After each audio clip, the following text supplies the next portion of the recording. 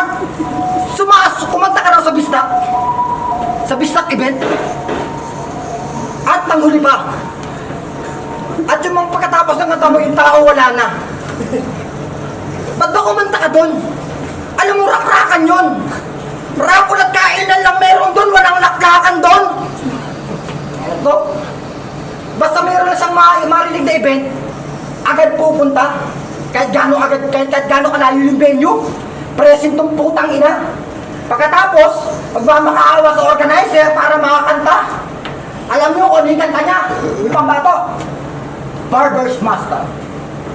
Gusto niyo marinig yung lyrics? Yeah. Game.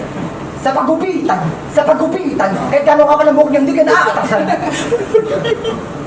Puta bigat! Sana pinanotaryo mo para mas tumibay.